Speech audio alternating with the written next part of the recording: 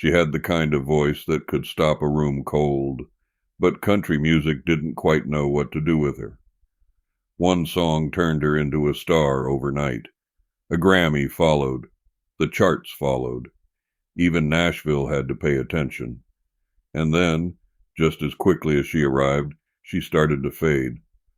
But the strange part isn't that she disappeared. It's how quietly it happened. Born Jewel Faye Smith, she spent her early years moving across California, Texas, Oklahoma, and Arizona. There was nothing polished about her path. Life didn't give her structure. It gave her survival. By her teens, she was already performing in clubs, already married, and already raising a family while chasing a career most people told her she couldn't have. But in 1971, everything changed. A song written by Chris Christopherson was making its way through Nashville. It had been turned down, passed over, and misunderstood. Too raw, too honest, too stripped down. Then Sammi Smith recorded it. Help me make it through the night. No heavy production, no Nashville gloss, just a voice that sounded like it had lived every word it was singing, and it hit. #1 on the country charts, a crossover into pop, a Grammy Award. Suddenly, Sammi Smith wasn't just another singer. She was one of the defining voices of a new kind of country music, the kind that didn't ask for permission. But success in Nashville always comes with conditions, and Sammi Smith didn't follow them.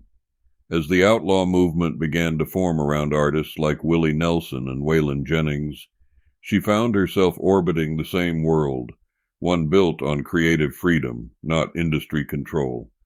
She cut records that leaned raw, emotional, and unfiltered, songs like Then You Walk In, and her haunting take on Today I Started Loving You Again kept her name alive, even as country music itself began shifting into something more commercial again. And slowly, the spotlight moved on. There was no dramatic fall, no public collapse, no scandal that ended it all. Just distance, fewer radio hits, fewer headlines, fewer people asking the same question they once had to ask. Who is that voice?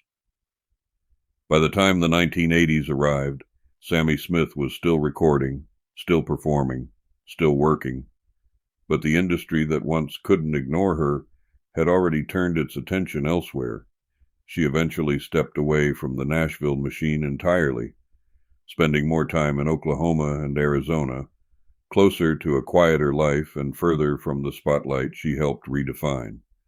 And then, over time, she became one of country music's quiet legends, known deeply, but spoken about rarely. On February 12, 2005, Sammi Smith passed away in Oklahoma City at the age of 61 from emphysema.